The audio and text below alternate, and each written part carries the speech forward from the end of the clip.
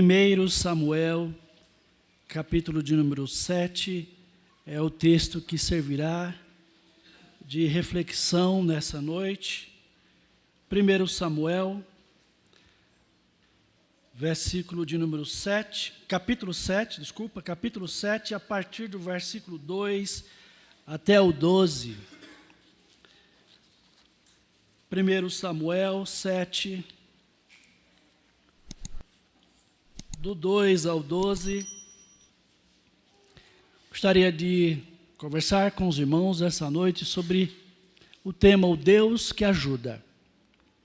Então vamos ler 1 Samuel do 7, do 2 ao 12, que diz assim a palavra do Senhor. Sucedeu que desde aquele dia a arca ficou em Quiriate Jearim, e tantos dias se passaram que chegaram a 20 anos.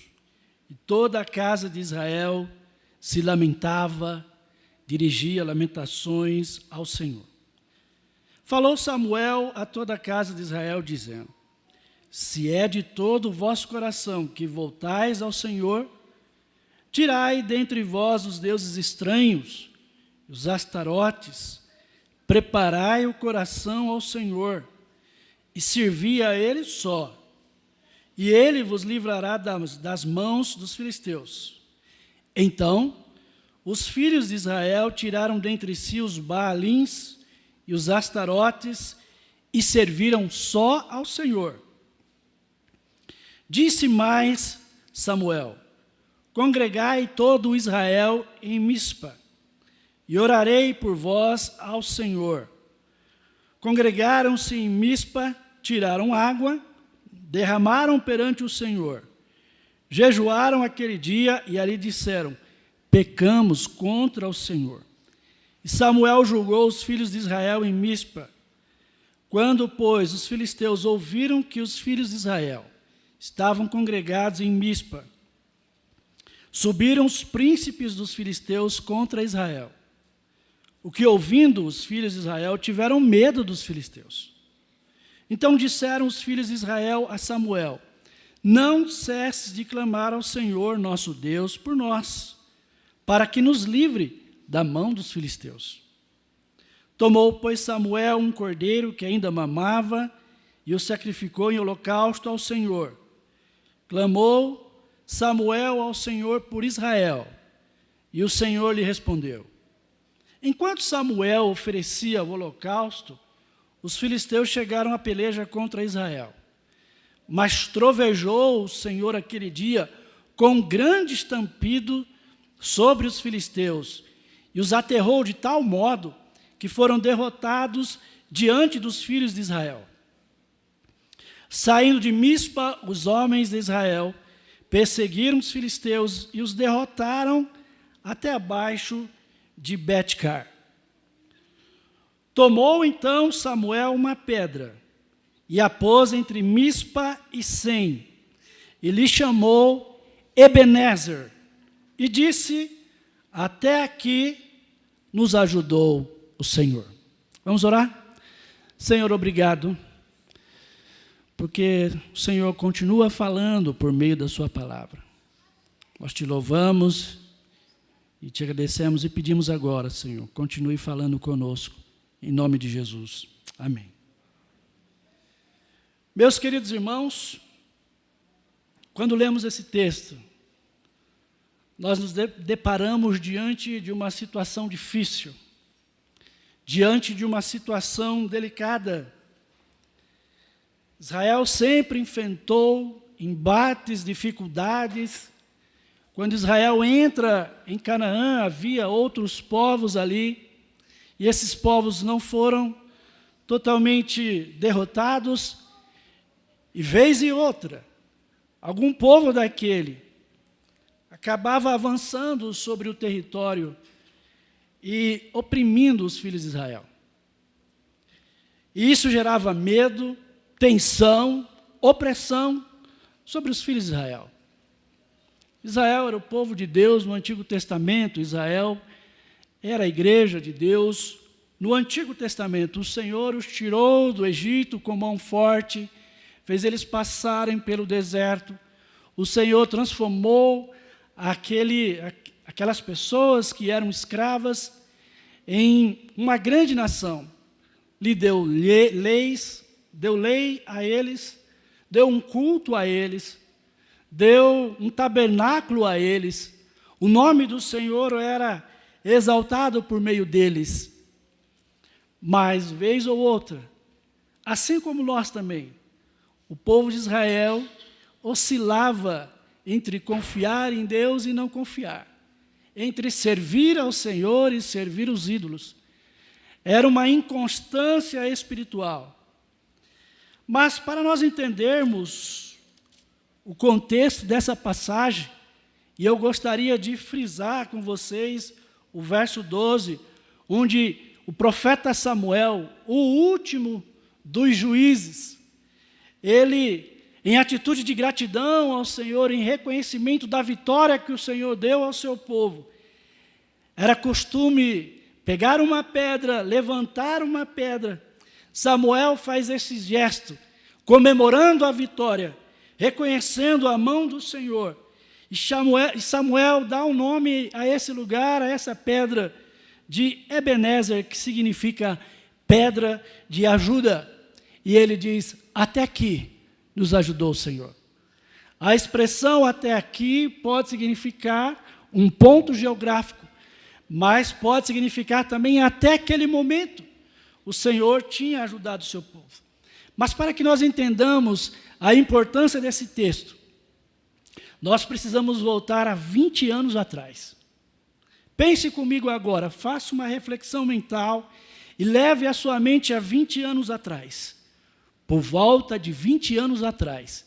Isso está registrado no capítulo 4 desse mesmo livro, do 1 Samuel. Por volta de 20 anos atrás, algumas tragédias abateram o povo de Deus. Algumas tragédias vieram sobre o povo de Deus. Vejamos essas tragédias. No capítulo 4 do primeiro livro de Samuel, o exército de Israel, o povo do Senhor é derrotado pelos mesmos filisteus que agora estão oprimindo Israel. Cerca de 34.000 soldados foram mortos. Foi uma tragédia, foi uma vergonha. Não obstante essa tragédia do povo do Senhor ser envergonhado por meio de uma derrota, pessoas perderam as suas vidas. Não obstante isso, mais uma tragédia aconteceu.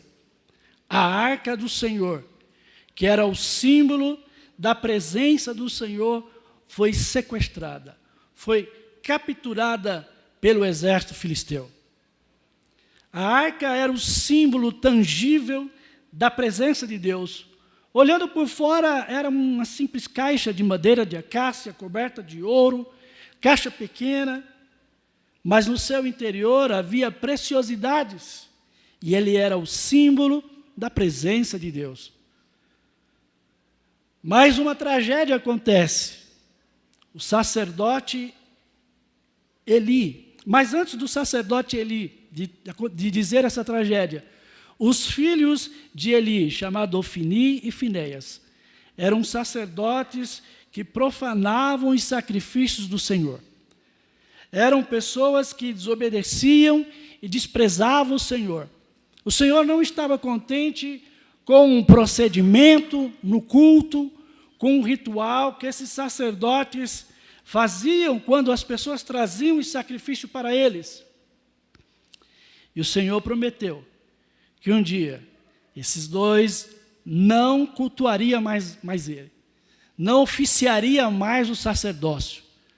E o Senhor foi severo com eles.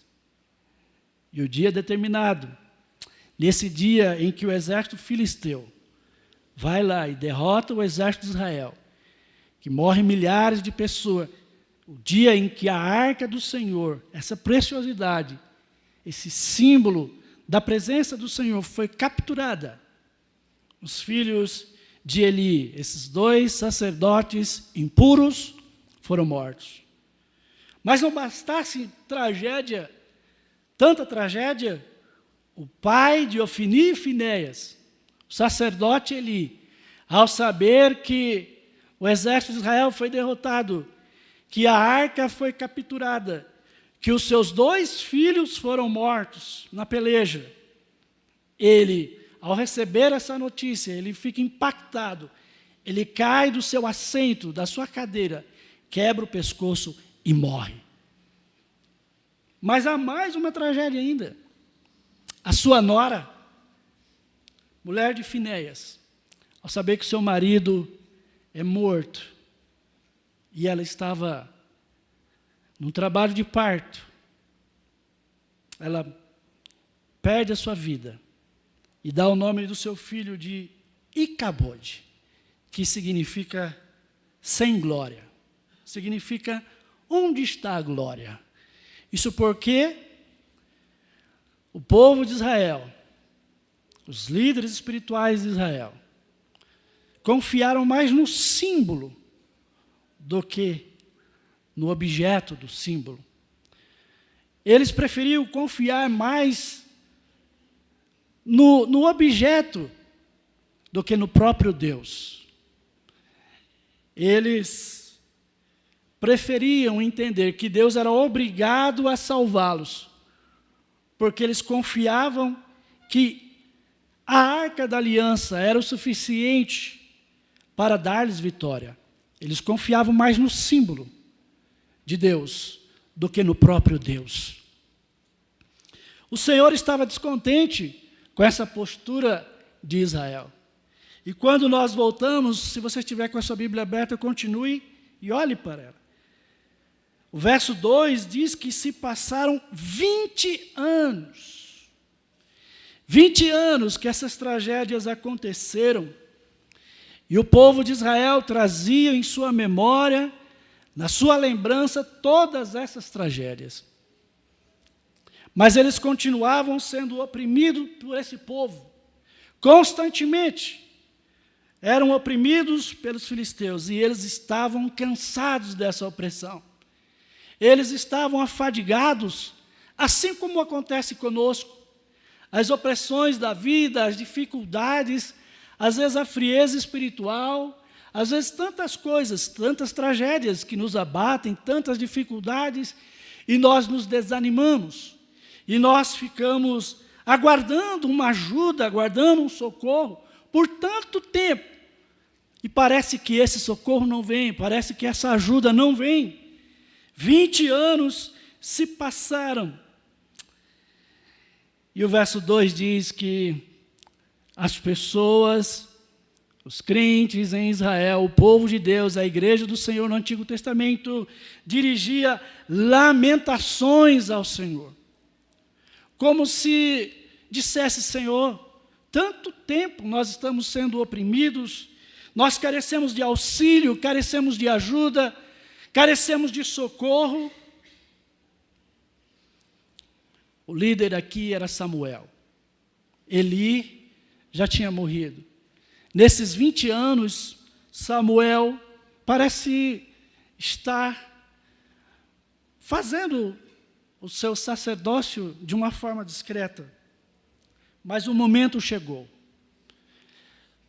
O povo chama Samuel e Samuel conversa com eles. E aqui é o primeiro ponto que eu quero destacar. Deus ajuda o seu povo, como bem deixou claro Samuel. Até aqui o Senhor nos ajudou. Deus ajudou o seu povo nessa investida dos filisteus, nesse novo desafio. Mas a grande pergunta é: como Israel obteve a ajuda do Senhor? E eu quero trazer isso para os nossos dias também, e trazer como reflexão para nós no sentido de como podemos obter a ajuda divina. Como podemos obter a ajuda de Deus em meio a tantas opressões, em meio a tantas dificuldades, em meio, às vezes, tantas coisas e tragédias que nos acontecem, e nós não temos uma resposta firme, segura, e uma resposta que muitas vezes acalente o nosso coração, e nós ficamos imaginando e pensando: Senhor, como o salmista diz, de onde me virá o socorro? Como podemos obter a ajuda divina? Seguindo o texto, obedecendo a palavra de Deus, por meio de Samuel. Samuel é a pessoa que o Senhor levantou, que por meio da sua palavra orientou de maneira clara ao povo, dando essa primeira instrução. E o versículo de número 3, olhe aí para o versículo, diz assim: se é de todo o vosso coração que voltais ao Senhor. O que é que está acontecendo aqui? O povo está arrependido dos seus pecados. O povo reconhece os crentes do Antigo Testamento, essas pessoas, os filhos de Israel.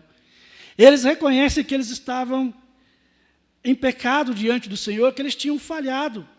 E o próprio Senhor começa a produzir no coração dessas pessoas o arrependimento. Mas Samuel diz assim: se é de todo o vosso coração que vocês querem voltar ao Senhor. Por que Samuel pergunta se é de todo o coração? Porque não basta achar um pecado feio, não basta achar que determinada atitude é errada, é vergonhosa, não basta ter um remorso por aquilo que fazemos muitas vezes errado. É necessário voltar-se ao Senhor de todo o coração. Não pode haver nenhuma brecha em nosso coração. Se estamos de fato arrependidos, se o povo do Senhor no Antigo Testamento estava arrependido, eles deveriam arrepender-se verdadeiramente, e não somente da boca para fora. Eles deveriam arrepender-se do seu próprio coração, das entranhas dos seus sentimentos, de todo o coração.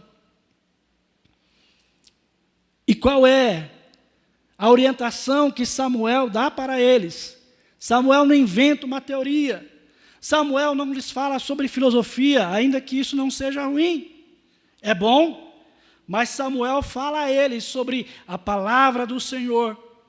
E Samuel dá a eles alguns esclarecimentos, algumas orientações, e diz a eles: se vocês estão arrependidos de todo o coração, para que vocês sejam livres e alcancem o socorro divino, vocês não podem apenas se arrepender. Vocês precisam ter uma atitude, vocês precisam fazer uma coisa. E o que é que eles deveriam fazer? Eles deveriam, diz o versículo 3, tirar das suas casas, das suas vidas, talvez dos seus comércios, dos locais onde eles estavam. Samuel diz: tirai dentre vós os deuses estranhos, os astarotes, os baalins. O povo do Senhor era o que podemos chamar de sincrético. Eles queriam adorar ao Senhor, mas também queriam adorar outros deuses. Eles buscavam ao Senhor, mas também buscavam outros deuses. Eles oravam ao Senhor, mas também oravam a outros deuses. E isso me faz recordar o que Jesus diz lá em Mateus, no capítulo 6, e o versículo de número 24. Ninguém pode servir a dois senhores. O povo de Israel, esses crentes da antiga aliança, estavam divididos. Ora eles adoravam o Senhor, mas ora eles adoravam outras coisas, outros deuses. Ora eles prestavam culto ao Senhor, ora eles prestavam culto a outras divindades. E Jesus disse aos seus discípulos, ensinou: ninguém pode servir a dois senhores. Ninguém pode ter dois senhores. Porque ou você vai aborrecer um e amar o outro, ou você vai se devotar a um e desprezar ao outro. Você não pode ter o mesmo sentimento a dois deuses, a duas adorações, você não pode dividir as suas adorações, e o próprio Deus não admite isso, não aceita isso. Eles deveriam não apenas ter um sentimento de arrependimento, eles não deveriam apenas achar bonito servir ao Senhor, não, eles deveriam abandonar a idolatria. O que significa aqui? Tirar dos seus lares, tirar das suas casas, tirar das suas vidas os deuses estranhos. E ele diz: servir somente ao Senhor. Vocês querem ajuda divina? Vocês querem o socorro divino? Vocês querem o auxílio divino? Sirva somente ao Senhor. E o que vai acontecer então? O que aconteceu? O povo respondeu positivamente, porque entendemos que o Espírito Santo de Deus, o próprio Deus, já estava agindo no coração daquelas pessoas. Versículo 4 diz que então eles saíram do sentimento, eles saíram do pensamento, eles saíram da intenção e foram para a ação. E o versículo 4 diz que os filhos de Israel fizeram o que Samuel pediu a eles. Os filhos de Israel fizeram o que estava prescrito na lei do Senhor.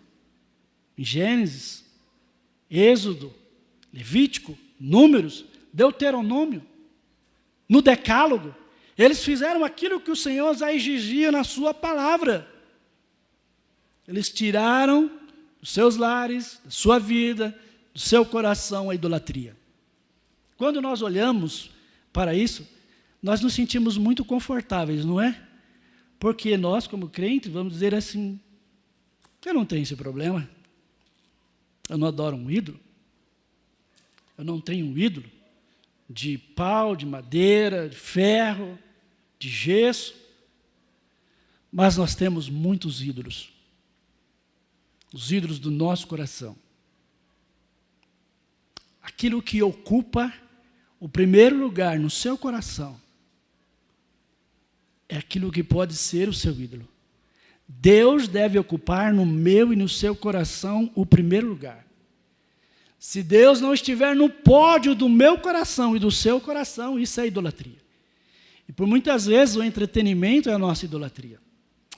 Por muitas vezes o nosso orgulho é a nossa idolatria. Por muitas vezes os nossos filhos são a nossa idolatria. Por muitas vezes o sucesso, o materialismo, por muitas vezes o egocentrismo são os nossos ídolos. E Deus vai ficando para trás, vai ocupando o segundo lugar, o terceiro, o quarto, até ficar lá embaixo. Não basta se arrepender, não basta desejar o arrependimento, melhor dizendo. Nós temos que abandonar o pecado. Há muitas pessoas que entendem que precisam mudar de vida, que precisam corrigir a sua postura diante do Senhor, mas não abandonam o pecado. E aqui o Senhor, por meio de Samuel, está dizendo: se vocês se arrependerem de todo o coração, quer voltar-se para o Senhor, volte-se de todo o coração. E quando isso acontecer, o socorro divino virá, o auxílio divino virá. É isso que Samuel está dizendo.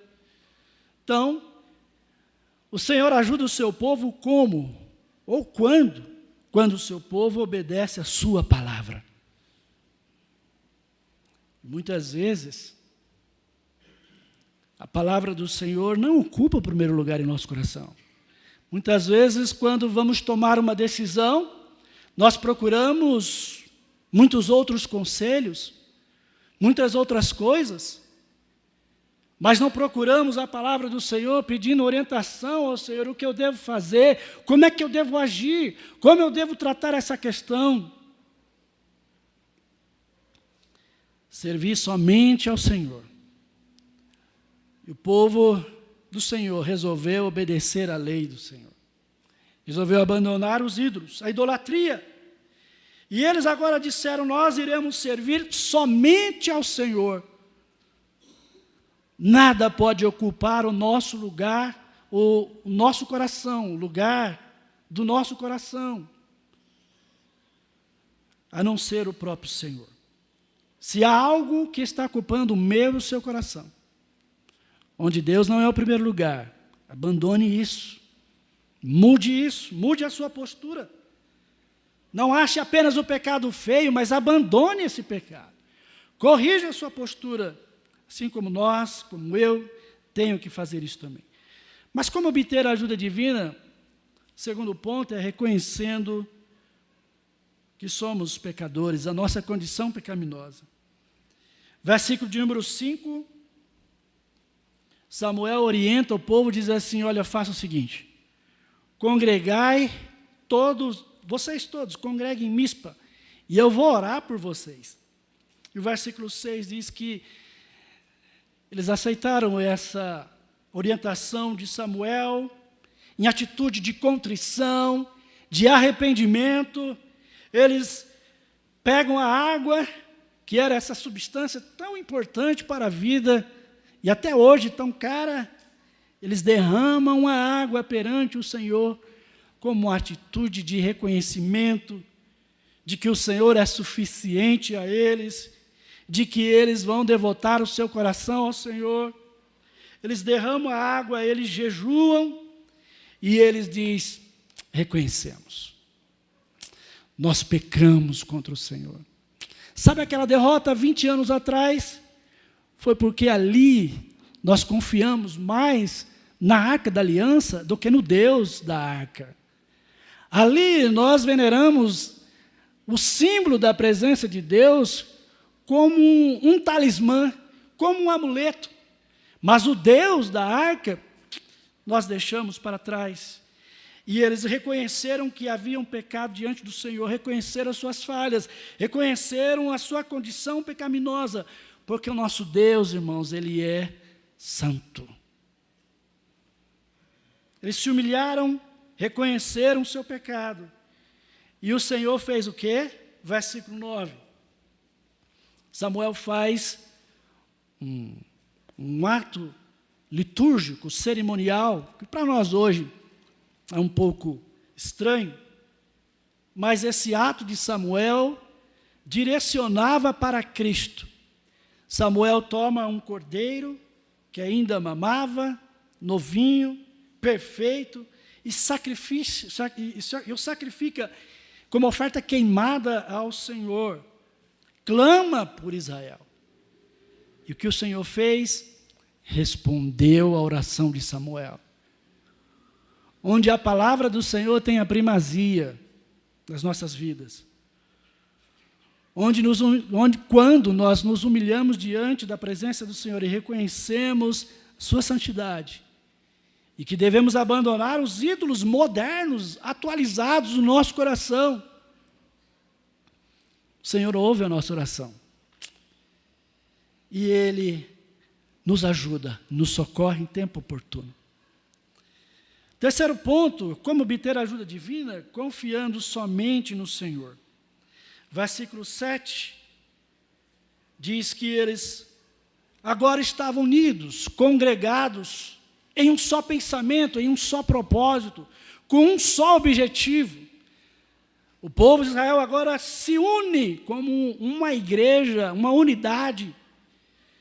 E eles agora confiam, não naquele símbolo.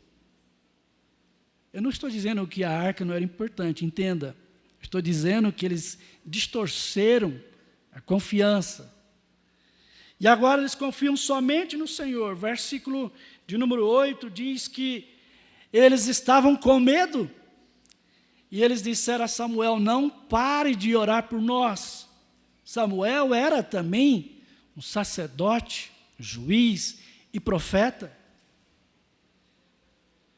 Ore por nós para que o Senhor nos livre da mão dos filisteus. E o versículo 10 diz que enquanto acontecia a reunião, enquanto acontecia aquele ato litúrgico, enquanto acontecia o culto, veja, não foi depois, foi simultaneamente, enquanto Samuel estava adorando ao Senhor, oferecendo um sacrifício, enquanto o povo era restabelecido, era convertido ao Senhor o seu coração, o inimigo que não tem medo, o inimigo que ataca ferozmente, e ele viu que o povo estava reunido, e diz os comentaristas que quando sempre o povo ia sair para a peleja, antes de sair para a peleja, eles buscavam o Senhor, eles oravam. Os filisteus, sabendo disso, entenderam que Israel devia estar planejando algum ataque. E enquanto o culto está acontecendo, vamos chamar assim, vamos dizer assim, Senhor começou a agir. Agora a confiança dos filhos de Israel não está mais no símbolo. A confiança agora está no Deus de Israel. E enquanto está acontecendo isso, o Senhor, diz o versículo número 10, a parte B, diz que trovejou o Senhor com grande estampido. Talvez uma grande tempestade, raios, trovões. E Baal era o deus da chuva. Deus está confrontando Baal e ao mesmo tempo está mostrando para o seu povo: eu sou o Deus da chuva. Eu dou a vocês a chuva para que a colheita de vocês sejam produtivas, e não Baal. Baal não pode fazer isso. Baal é apenas um ídolo, mas eu sou o Criador. Eu sou aquele que manda a chuva. Eu sou aquele que disse: haja luz. Diz que os filisteus, assustados, talvez um grande trovão, relâmpagos, e eles então começam a ficar confusos, não sabem o que está acontecendo, e o Senhor, é verdade que é o próprio Senhor que confunde os filisteus, e eles se perdem, saem correndo, totalmente despreparados para enfrentar o povo de Israel. A Bíblia diz que eles foram derrotados diante dos filhos de Israel. Há 20 anos atrás, Israel foi derrotado porque confiou não no Senhor, mas agora o Senhor muda a sorte do seu povo. E porque o seu povo confia somente nele agora. Então Deus abençoa o seu povo, socorre o seu povo, vem ao encontro do seu povo, auxilia o seu povo, ajuda o seu povo. Diante de tantas dificuldades, meus irmãos, que nós passamos também, que a igreja do Senhor passa, diante de tantas coisas que há, diante de tantos desafios que temos, nós precisamos confiar somente no Senhor. Não confie nas suas habilidades, não confie na sua inteligência, no seu status, não confie naquilo que é efêmero, é transitório, mas confie no Senhor, somente no Senhor. Agora, confiar no Senhor não significa também a ausência de dificuldades, porque enquanto o culto está acontecendo ali naquele momento, os inimigos do Senhor não ficaram com medo. Eles avançaram para cima do povo do Senhor. Teremos dificuldades, irmãos. Teremos desafios. Com certeza, esse ano que está se encerrando, você teve muitos desafios, muitas dificuldades, desafios espirituais, dificuldades espirituais, talvez desafios profissionais, desafios materiais, econômicos, desafios no seu lar, no seu casamento. Mas é assim mesmo. A vida daqueles que servem ao Senhor é cheia de desafio. E os desafios não pararão. 2025 está aí. Os desafios continuarão. Mas confie somente no Senhor. Confie que o Senhor é o Deus que pode lhe ajudar. Relembrando novamente o salmista: de onde me virá o socorro? E ele reconhece: o meu socorro vem do Senhor. Porque o Senhor é soberano, o Senhor é o Criador, Ele é o Deus, Deus providente. O socorro vem dEle. Apesar de eu ter habilidade, apesar de eu saber muitas coisas, apesar de eu ser isso ou ser aquilo, mas a nossa vitória vem do Senhor. É Ele que garante a vitória. Como obter ajuda divina? Como o povo de Israel obteve ajuda divina? Obedecendo a palavra do Senhor, as orientações da lei do Senhor, reconhecendo a sua condição pecaminosa e não somente reconhecendo, mas se voltando para o Senhor, tendo uma atitude de mudar, de abandonar o pecado. Terceiro ponto, confiando somente no Senhor. E quando nós, como povo do Senhor, obedecemos a sua palavra e irmos até ela para tirar as orientações para a nossa vida, quando reconhecemos que falhamos e que precisamos voltar para o Senhor, quando confiamos somente no Senhor, então o resultado de tudo isso é que o Senhor vem em nosso encontro. E é o que está no versículo de número 12. Depois que o Senhor derrotou os filisteus, depois que o Senhor agiu, socorrendo o seu povo numa situação tão difícil, o povo de Israel estava com medo, oprimido, triste, amargurado.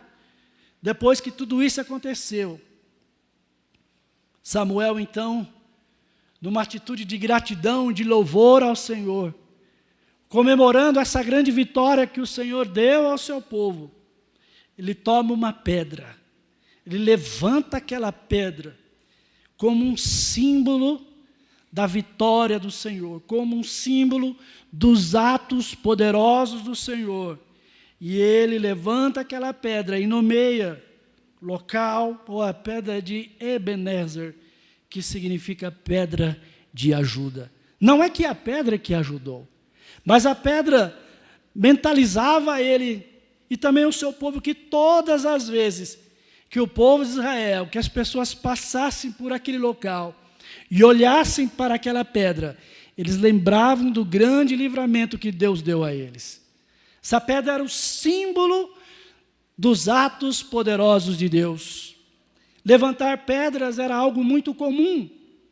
Nós lemos na Bíblia que Jacó, ao ter uma experiência de ver anjos subindo e descendo, quando ele estava dormindo, ele levanta pedras como memorial.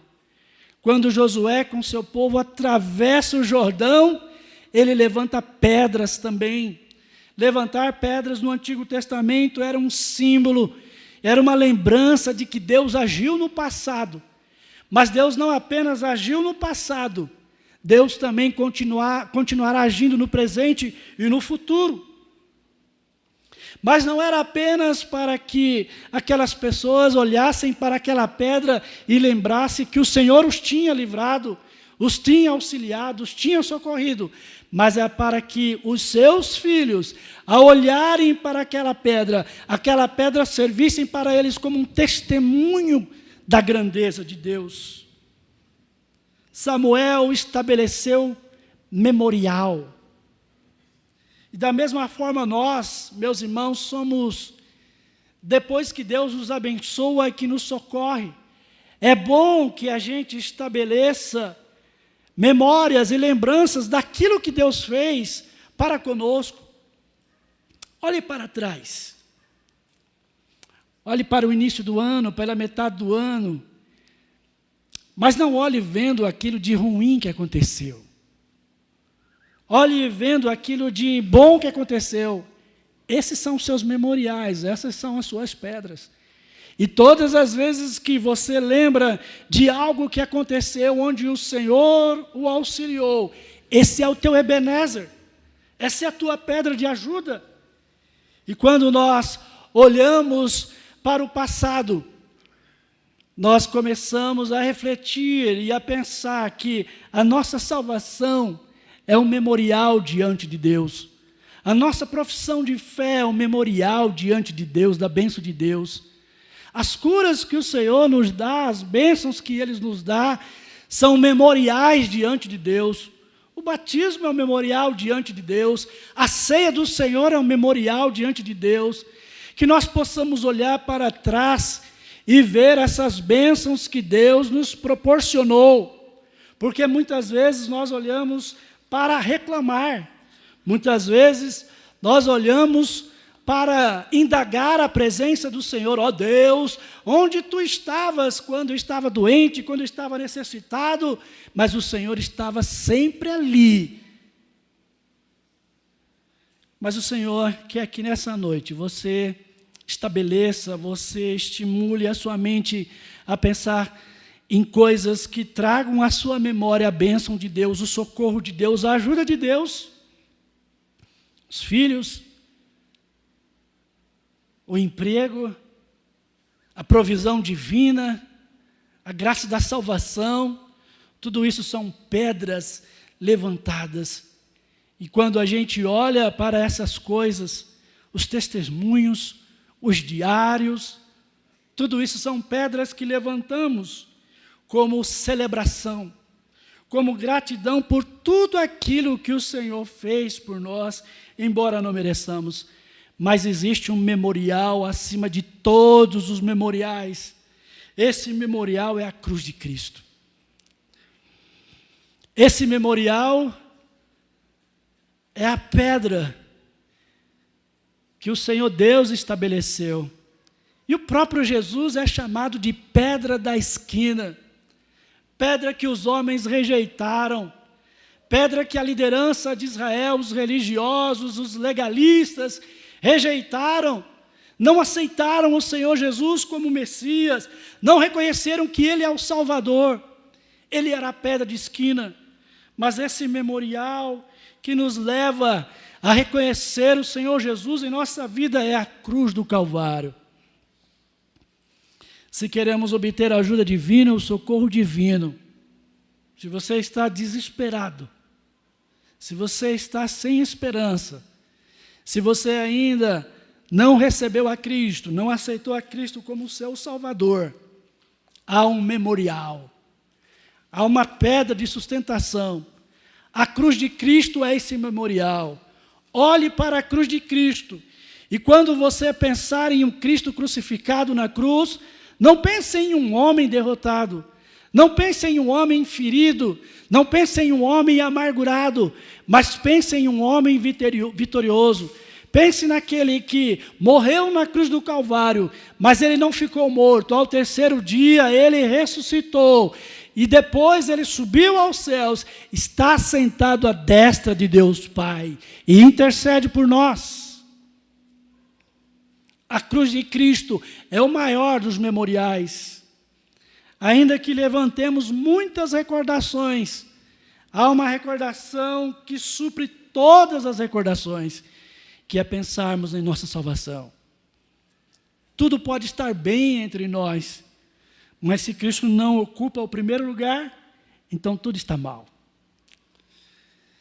Que o Senhor abençoe a sua vida, que o Senhor abençoe esse próximo ano vindouro, e que a minha mente, a sua mente e o seu coração aprecie os bons momentos, aprecie as memórias do socorro divino em nossa vida, não as memórias de derrotas, de dificuldades, mas as memórias de vitória. Aprecie isso, estabeleça isso como um padrão para a sua vida. Deus abençoe os irmãos em Cristo Jesus.